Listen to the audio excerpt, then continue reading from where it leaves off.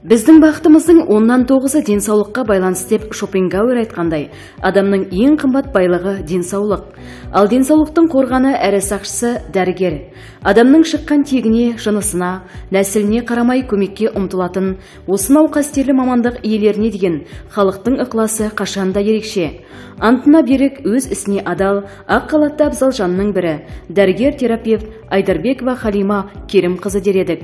Қызығы мен шыжығы қатар жүретін қиын саланың суығына тоңып, ыстығына төзіп келе жатқанына биыл 30 жыл. Осы уақытқа дейін қаншама жанның жанына батқан дертіне дауа болып, көптің алғысына бөленіп келеді. Медицина қызметкерлерінің кәсіби мерекесі қарсаңында арнайы барып, бір күндік жұмысымен таныс болдық. Кеше түскен, кешке жағдай еді ғой. Жаппар Адилович, сопылмалы абструкты бронхит ауруымен кеше түскен, сатурациясы өте төмен болған. Қазір оксигенотерапия кислородта жатыр. Қазір жағдай жақсалды ғой. Отырыңыз көке. Жоқ, жата берсін. Қалайсыз, жағдайыңыз қалай? Қалай, бүгін состояниеңіз қалай болады? Жағдайыңыз қалай? Кешегіден жақсылайын. Кешегі жағдайым өте қиын өт. Кешегі таңнан жағдайыңыз бүгін жақсы? Шүкір. Ентігуіңіз азайды ма? Ентігіп азайды falan. Бас ауруыңыз, ұйқыңыз қалай болды бүгін? Кеше, ұйқыны кеше келді жатым, естім, ұйықтадым. Қасымдағы айтады, қорда басып, өжаман түнде қорладым дейді. Мәзімәй, бір апта ұйықтаған жоқпын болған дедім. Сол бірінші Құдай, екінші айналайыма, Халима Айдарбекова деген жақсы балам. Жақсы көке. Рас қой, бірінші Құдай, екінші осы кісінің арқасында қалған мен. Мен өмірі бір таблетка ішпеген адаммын, аналогия ішпеген адаммын. Бір құладым, құлағаннан кейін осы кісіге келдім, жаттым, бір айдан кейін қайтып келдім, көкпарға шаматын атты ұқсап жүрмін балам. Өзін жасырап Құдайдан жатырмын. Енді бүгінгі таңда қазір кешегіден жақсыз ба көке? Кешегіден балам өте жақсымын, Құдайға шүкір. Бала шағаның қызығын көр. Мен басқа ешнәрсе айтпаймын. Жақсы көке, жақсы. Кеше балам бірінші Құдай, екінші осы Халима 200-бен келдім балам. Есін біле бірі білмес боп. Түнде кеше 2 күніме жатамадым. Сол кешеге келдім. Құдайға шүкір қазір мына денем ісіп, арқалап ешқандай мүмкін емес еді. Анау жөтел. Мына жерім жөтелген уақытта аламаймын. Мына басым, енді сізге айтсам, мен білмеймін қандай айтатын, ісіп кеткен өзімнің басым емес. Білмеймін кім, қалай екен. Жөтел деген қақ жөтелем. Мен сол жөтел кеткен жоқ әлі. Кеше келдім, мынау жақсы. Дәбіренім түсті. Қайта тексеріп жатыр, дәрісін беріп жатыр. Рахмет айналайын. 30 жыл бұрын Ташкенттегі медициналық институтты бітіріп, ауруханаға интернатурадан өту үшін келген жас маман қазір терапия бөлімінің меңгерушісі. Ауданға кеңінен танымал, тәжірибелі дәрігер Бекет Алтаевтың шәкірті. Ұстазынан үйренгендерін, оқыған-тоқығанын медицина саласының көкжиегін көгертуге сарп етіп келеді. Ал терапия бөлімінде көбіне жүректің ишемиялық, респираторлық аурумен ауырған, өкпе, бауыр, бүйрек сынды ішкі ағзалары сыр берген науқастар ем қабылдайды. Кеше Алтаниязованың жағдай сәл давлениесі көтерілді, бүгін жақсы. Сахар динамики лучше. Динамики выпискаға дайындаймыз деді. Сахар 17-тен 8-ге түсті. Соны көрейік енді.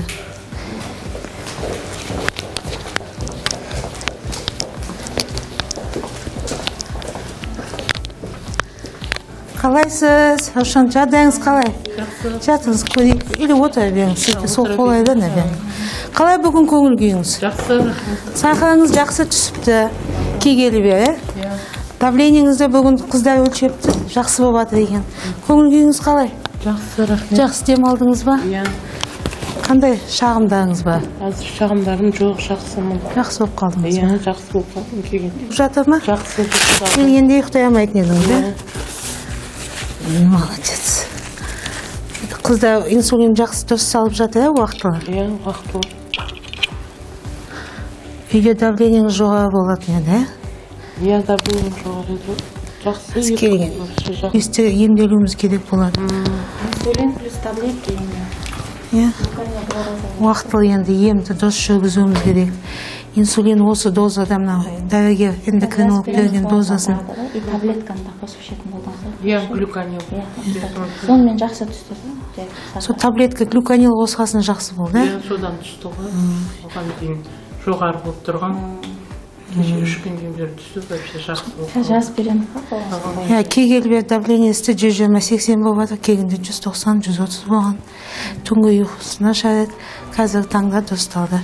Раушан, молодец. Эндокринолог сізге де рахмет, медбикелерге де рахмет.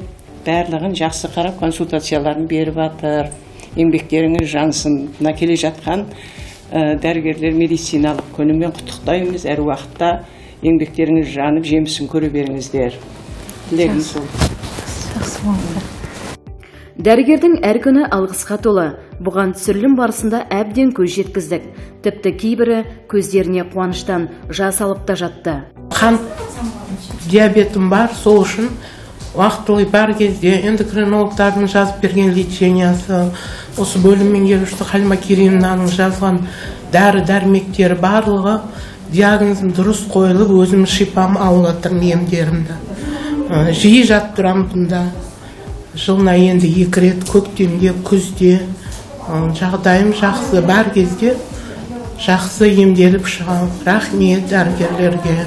Мейірбикелер де өте сыпайы барлықтары. Процедураны уақытылы орындайды.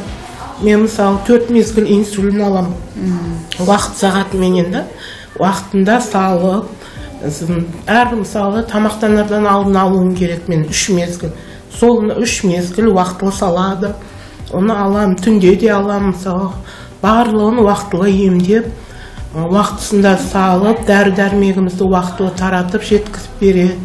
Сол үшін Халима Керимованға, эндокринолог дәрігерлерге барлықтарына үлкен алғысымды айтамын. Мейрамдары құтты болсын, мерекелері, кәсіби мерекелері. Олар ақ халатты абзал жандардан бізде тек қана мейірім, осындай жылылық күтеміз. Жұмыстарына табыс тілеймін. Аудандық ауруханаға келіп түскеніме 1 апта болды. Давлением көтеріліп тұрған. Бұл жерде дәрігерлердің арқасында осы терапия бөлімінің меңгерушісі Халима Керимовна өзі қабылдап, дәрілерін беріп, диагнозымды жақсы қойды, табылды. Бұрынға қарағанда өте жақсымын, өзім жақсы сезінемін. Рахмет, алғысым шексіз. Медбикелер де, басқа дәрігерлер де, эндокринолог және басқалар да көріп, аурулардың барлығының диагнозын точно қойып жатыр. Рахмет. Мынау дәрігердің дәрісінен сөзі емдейді деп өте абзал жандар, сөздері сондай жақсы. Емделушілермен жақсы қарым-қатынаста. Дәрігердің жылы сөзі дәріден де қымбат. Ал науқастардың жазылғанын көрген кезде қайтсек емдеп шығамыз деп бас қатырған, ұйқысыз қалған түндер, күлкісіз өткен күндер ұмтылады дейді білікті дәрігер Халима Айдарбекова. Халима Керимовна әр саланың өзінің қиындығы мен қызығы болады ғой.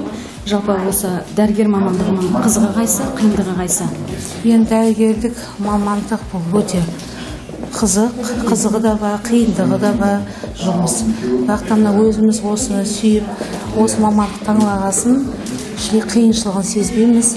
Науқасымыз жақсы болғанда, қуанғанда, оны туысқанда, қуанғанда, осы қиыншылықтың бәрін ұмытамыз. Жұмысымызда әрине бізде қиыншылық көп болады, бірақ оны жеңе білуіміз керек. Жалпы дәрігердің басты қаруы қандай болу керек деп ойлайсыз?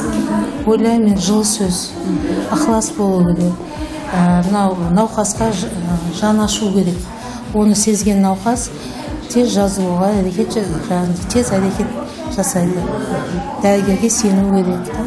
Алда жаңағы медицина қызметкерлерінің кәсіби мерекесі келе жатыр. Сол өзіңіздің әріптестеріңізге, өзіңіздің ыстық лебізіңізді білдіріп кетсеңіз. Енді мен өзімнің әріптестеріме мынау қиын жұмысымызда төзімділік тілеймін, отбасыларында бақыт тілеймін, күш-қуат тілеймін, аман болсын. Осы үлкен атқарып жатқан жұмысымыз алға баса берсін еліміз үшін. сізді де алда келе жатқан кәсіби мерекеңізбен шын жүректен құттықтаймын. Мына жаңағы айтады ғой, елдің шетін жаудан батырлар қорғаса, сіздер жаңағы індетпен күресіп жүрген, сол батырлармен тең дәрежеде еңбек етіп жүрген мамандық иелерсіздер. Кәсіптеріңіз алға жылжи берсін, еңбекте табысты бола беріңіздер, мерекелеріңіз құтты болсын. Қазір терапия бөлімінде жас аналар да ем алады. Яғни, облыстық перинаталдық орталықта ауыр халде босанған әйелдер бірден үйлеріне шықпай, осында оңалтудан өтіп, сауықтырылады. Қайданчика, қалайсың? Қалай, жақсы дем алдың ба? Бөпең қалай? Жақсы. Молодец, Данчика. Қалай жағдайың? Бүгін жақсы дем алдың ба? Иә. Түн жақсы өтті ма? Тыныш өтті ма? Қыздар қарап жатыр ма? Давлениеңді өлшеді ма? Температураны өлшеді ма? Өлшеді. Басың ауырған жоқ па? Ауырған жоқ. Давлениең түсті кегелі бері. Бүйрегің ауырған жоқ па? Түнде тыныш өткіздің ғой? Иә. Балаң жақсы еміп жатыр ма, балаң?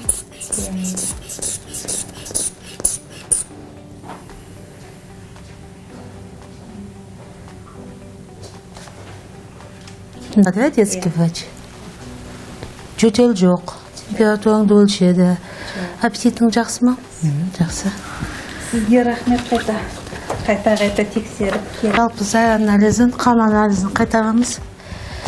Давлениесі төмендепті. Давлениені төмендетін дәрілерді азайтамыз, Асия. Бисопролат минимумды. Мен давлениемен Шымкентте босандым. Аман есен босанып алдым. Балам 4 кило 300 грамм болды. Сосын соң давлением түспегеннен кейін, мен өзім жетседе тұрғаннан кейін осы жаққа тілхат жазып кеттім да, ол жаққа ауысамын деп. Осы жетседен кейін терапия бөлімінде жаттым. Қазір давлением жақсы, бәрі керемет. Баламды тексеріп кетіп жатыр. Айдарбекова Халима апайға рахмет. Барлық медсестраларға рахмет. Қаншамен келдіңіз осында? Давлениеңіз қанша еді келген кезде? 160-та 120 ма, сондай болған. Қазір қанша? Қазір 120-та 80. Балаңыздың жағдайы қалай? Керемет, бәрі жақсы. Кешегі пандемия медицина қызметкерлеріне де оңай тиген жоқ. Айлар бойы үй бетін көрместен, өмір мен өлімнің ортасында жұқпалы дертпен, жан қиярлықпен арпалысты. Біздің кейіпкеріміз де осындай қысылтаяң сәтте алғы шептен табылып, бойындағы бар білім мен білігін ауруды еңсеруге жұмсады. Әріптестері оның ерлікпен парапар бұл еңбегін әрдайым мақтанышпен айтады, құрметпен қарайды. Мен Жетісай ауруханасына 1995 жылы осы орталық ауруханаға дәрігер болып жұмысқа келгелі бері осы Айдарбекова Халима Керимовнамен бірге жұмыс жасаймын. Және ол кісі де осы жерде терапевт маман болып бастаған. Қазір бөлім меңгерушісі болып қызмет атқарып жатыр Жетісай ауруханасында. Өте білікті, білімді дәрігер деп айтатын едім. Кешегі 20 жыл өткен ковид ауру кезінде де бұл кісі өзінің біліктілігін, өте білімділігін көрсетіп, қанша ауруларға жәрдем беріп, сол ауруларды жақсы қылып сауықтырып осы больницадан, стационардан шығарды. Өте екіқабат әйелдермен көп жұмыс жасады ковид пневмония кезінде. Сол жұмысын атап өтетін едім. Және де өте қызметіне адал дәрігер деп айтатын едім. Жаңа Гиппократ антына адал дәрігер болса, сол дәрігердің біреуі осы біздің Айдарбекова Халима Керимовна, біздің әріптесіміз. 2020 жылдың бастарында елімізге бір індет келіп, ковид осы кезде барымызға өте ауыр түсті. Сол кезде өзің дәрігерлердің барлығы бас қосып, қолдан келген бар тілдесті. Соның ішінде өте белсенді қатысқан өзіміздің құрметті ардақты дәрігеріміз Халима Керимовна өте белсенді қатысып, сол жерде үйге бармай, барлық науқастарға қолдан келгенше жәрдем беріп, өзінің жылы сөзін аямай, бар біліміні ортаға салып, осы науқастарға барынша қолынан келгенше көмек берген. Енді одан басқа кездерде де бұл кісінің өте науқастары көп, өзіміздің де таныстарымызды осы көрсетеміз. Мәмілесімен, өзінің жылы сөздерімен науқастарға өте жақсы қарайды. Білікті дәрігер, ардақты ана, осы әйел заты болса да өмірінің көп жерін осы ауруханада өткізеді. Түні күн демей, өзіміз кездесіп тұрғанда бір ауыз звондасақ, тез жетіп келіп, науқастардың жағдайын шешіп, қолдан келгенше көмек беріп кетеді. Осындай дәрігерлерімізбен бірге жұмыс істегенімізге біз қуанамыз, мақтанамыз. Осы кісі ешқашан ауырмасын, қолы дерт көрмесін. Иә, бас ауырып балтырсыздай қалса, аққалатты абзал жандардың көмегіне жүгінеміз. Тәуліктің кез келген мезгілінде күндемей, түндемей бірінші болып көмекке келетін осынау қастерлі мамандық иелеріне халықтың ықыласы шексіз.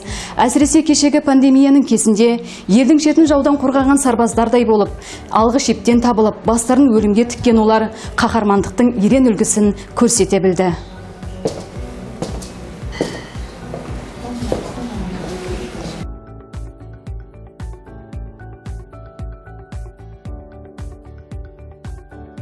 Ұстазы жақсының ұстамы жақсы демекші, Халима Керімқызы жас мамандарға үнемі бағыт-бағдар беріп, өмірлік тәжірибесімен бөлісуден ешқашан жалыққан емес. Әрине, осындай берері көп нағыз білікті маманның шәкірттері де осал болмасы анық. Мен алғашқы рет 2017 жылы оқу бітіріп, осы терапия бөліміне жұмысқа келген кезінде маған ұстаздық ретінде Айдарбекова Халима Кирилловна өзінің 30 жылдық жинаған тәжірибелік жұмысын үйрете бастады. Жас 5 жыл алдын әлі онша менде нем жоқ. Осы кісінің арқасында көптеген өте күрделі науқастарды реанимация бөлімінде бірге көріп, оны терапия бөліміне бірге ауыстырып, сол науқастарды қалай емдеп шығару тәжірибелік жұмысын көрсетіп, соның арқасында жылдан жылға тәжірибем жинап, алға басып жұмыс істеп келем. Осы мерекемен Айдарбекова Халима Кирилловнаға айтар алғысым шексіз, рахмет білдіргім келеді. Халима Кирилловнаның жақсы қасиеттері ешқашан науқасты бөліп жармайды. Науқасқа бірдей қарайды. Бізге әртүрлі аудандардан науқастар келіп жатады. Сол науқастарға өзінің жүрегімен, терең білімімен сол науқастарды емдеп алып шығады. Өмірінің көп бөлігі аурухана қабырғасында, науқастардың жанында өтсе де, әйелдік, аналық міндетін қатар алып жүр. Отбасында адал жар, аяулы ана, сүйікті әже. Өмірлік жолдасы Бауыржан Мүсілімұлы екеуі 2 қыз, 1 ұл тәрбиелеп өсірді. Отағасы 30 жылға жуық кеден саласында басшылық қызметте болған. Қазіргі таңда кәсіпкерлікпен айналысады. Немере сүйіп отырған бақытты ата мен әже. 2021 жылы бүкіл әлемді әбігерге салған, миллиондаған жанның өмірін қиған, тәж ауруымен күресте көрсеткен есіл еңбегі, ерлігі бағаланып, Қазақстан Республикасының денсаулық сақтау саласының үздігі төс белгісімен марапатталды. Жоғары категориялы дәрігер. Иә, бағалай білгенге медицина қызметкерлері тұғыры таймас биік тұлға. Жалпы дәрігер болу, адамға жарық сыйлау деген сөз іспетті. Сондықтан тек ісмен ғана емес, жүрегімен емдей білетін Айдарбекова Халима Керімқызы сияқты ақ қалатты абзал жандарымыз көп болса екен деп тілейміз. Кәсіби мерекесімен шын жүректен құттықтаймыз.